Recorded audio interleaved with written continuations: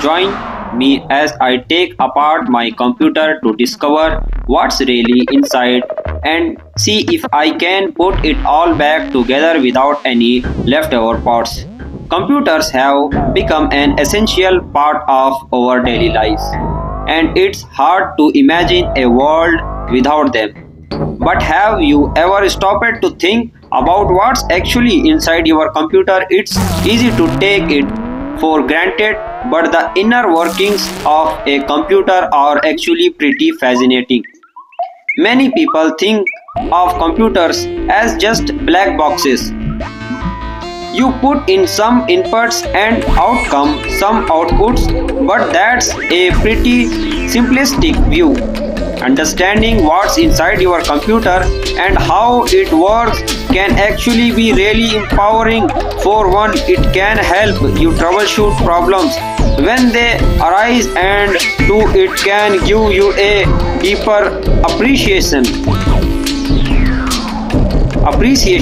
for the technology that you are using every day. The problem is, most people don't really know what's inside their computer. They may know what they may know that there's a processor, some memory, and a hard drive, but that's about it, and that's okay. It's not like you need to be a computer expert to use a computer, but if you are curious, it's definitely worth learning more. So, so what you do think is inside your computer? Is it just a bunch of random parts slapped together? Or is there actually some method to the madness? Let's take a closer look. The CPU or central processing unit is often referred to as the brain of the computer. It's what executes instructions and performs calculations. The RAM or random access memory is where data is temporarily stored while the computer is running. The motherboard is the main circuit board that connects all the other components together. Storage, whether it's a hard drive or solid state drive, is where your computer stores its operating system programs and data, and the power supply is what provides power to all the other components.